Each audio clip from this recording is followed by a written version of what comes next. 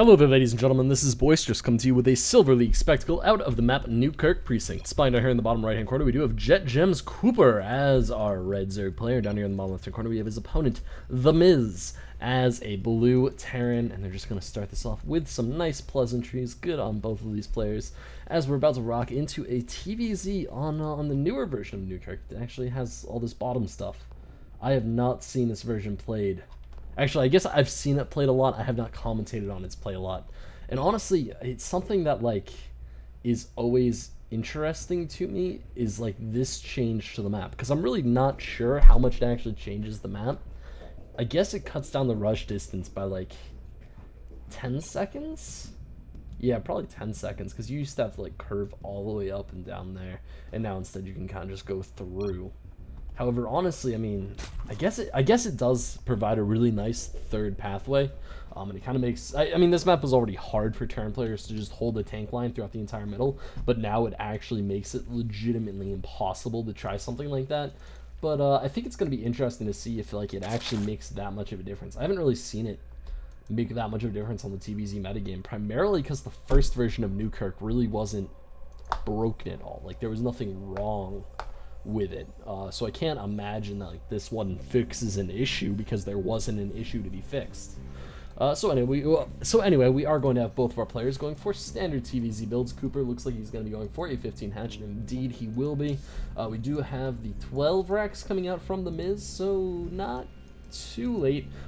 He's not getting gas out at this point, which means that there will be no Reaper, which is a little bit of a surprise considering how much the Reaper has started to become favored in the TVZ match. I mean, every player goes for Reapers. They're absolutely fantastic units that just a lot of players are starting to love a lot, purely because they're so useful as far as, like, just, you know, scouting goes, because they're almost impossible to shut down. I mean, I have never actually seen a Reaper not get a scout off.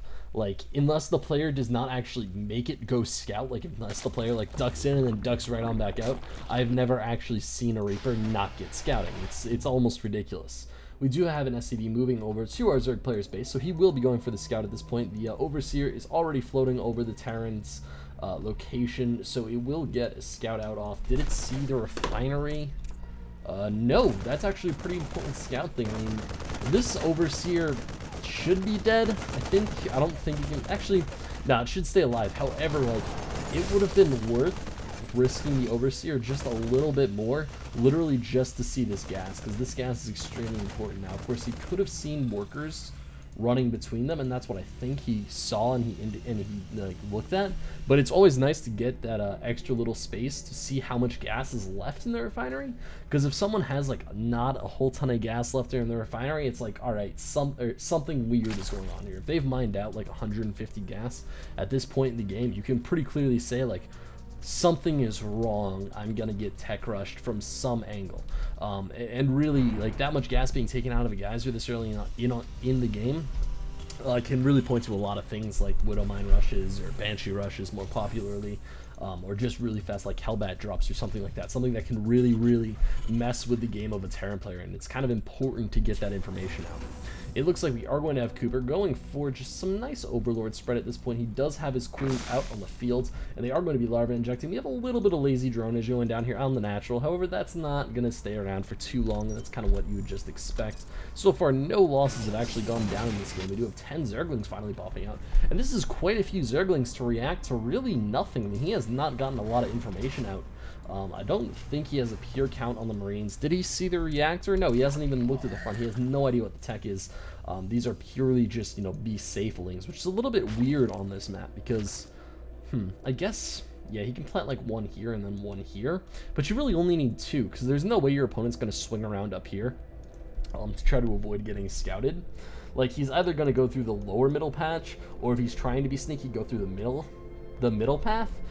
But I've never ever seen someone go, like, super sneaky and just, like, go around the entire perimeter of the map, purely because of how much time it takes to actually pull that off. We are going to have Widow Mines now popping out for TheMizz, so we are going to see that Widow Mine action going on. And of course, Widow Mines are extremely useful right now in TVZ. I I think I've seen like 1 or 2 games where Widow Mines have been skipped completely since Heart of the Storm launched. Like they were instantly popular because of the MLG the weekend after the game launched, and they've stayed popular ever since. Like, it's been absolutely absurd. It looks like one Zergling almost manages to block the Command Center from going down, but it just is not quite in time. We do have some Zerglings moving up here, however, they will be forced away by quite a few Marines, and there's not a whole lot of ways for these Zerglings to be able to bust through here. This is actually a lot of Marines.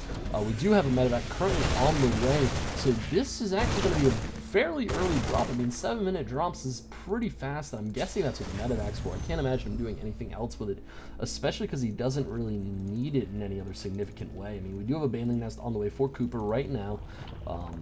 The medevac is just about to pop out. And yep, it is going to be a drop. We do see one of the Widow Mines loading up into that thing. We are going to have 6 Marines, it looks like, hop on in. So yeah, this is going to be a fairly full dropship, right? 6 Marines. You're missing a Marine. You forgot TheMizz, you forgot a Marine. There's a lonely chair in this medevac that just is not getting filled. Alright, so anyway, we are going to have this drop moving into the Zerg base. We actually saw it very early. I guess medevac booster cooldowns are not nearly as long as I thought they were, because I thought that he should have saved that for, you know, actually going into the base, but as it turns out, it does not even matter. We do have quite a few Zerglings here right now, but a nice Widow Mine shot could actually cause this drop to do a lot of damage, and here we are going to have the drop going down. The Widow Mine is going to be burrowing into the natural mineral, into the main mineral line. Excuse me. It looks like, oh my god, that was a beautiful hit. Four workers going down. There's some nice positioning from these Marines. Not perfect, but definitely nice.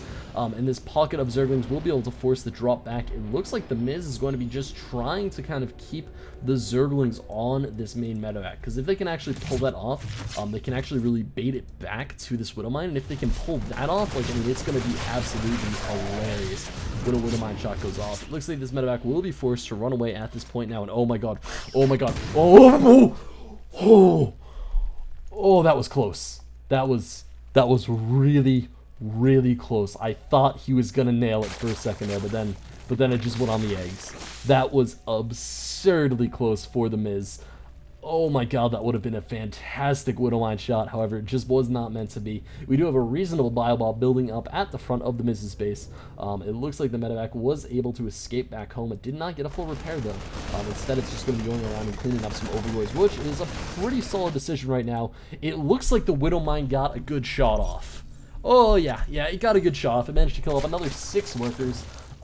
Yeah, the Widow Mine's doing okay. Completely missed that shot, but, you know, it's doing okay. It looks like we are going to have a small group of Zerglings overrunning right now. But Kuyper really does not like his main mineral line, like, at all. It looks like we do have quite the oversaturation from Kuyper on his natural currently. And we are going to have a Queen moving up here to keep injecting this main base. But honestly, this Widow Mine is just frightening.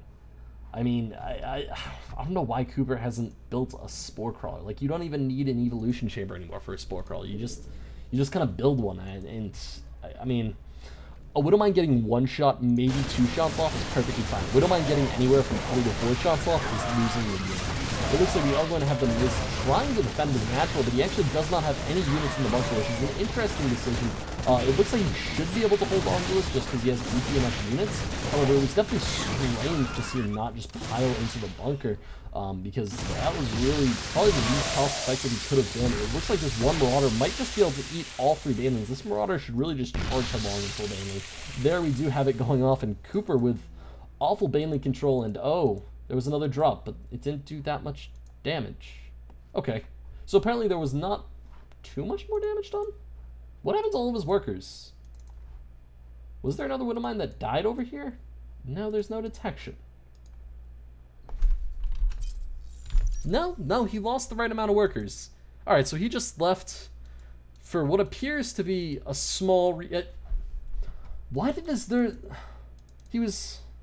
I'm very confused right now. There was no reason for the Zerg player to leave. I mean, yeah, sure, he was behind a little bit on workers, but honestly, he was not down that far. He was down 8 workers. He has a very solid larva bank. I mean, like, larva is not going to be an issue for him. He does have his layer up right now. He could just morph an overseer and then basically be safe from Widow Mine drops. Huh. Alright, well, I'm very confused. I mean, losing that many drones is annoying, but it's not GG territory. So anyway, guys, if you want your games commentated, send them on into boisteroussc2@gmail.com. Also, if you would like more boisterous action, head on over to youtube.com/boisteroussc2. All that information is going to be down in the description below. Also, be sure to go ahead and follow O Gaming. I've been commentating a lot for them over at O Gaming on Twitter, and also be sure to go and subscribe to their YouTube channel, because they're kind of trying to get it up and running and kick it off, and that's going to be over at youtube.com/ogamingnet. Also, you know, I'm a big commentator for the URTL, so if you guys want any more information on that or when it's coming up, the 3rd season should be starting in 2-3 months, and you can follow all of those updates over at UR Gamers on Twitter. So anyway, guys, this is Boisterous signing out.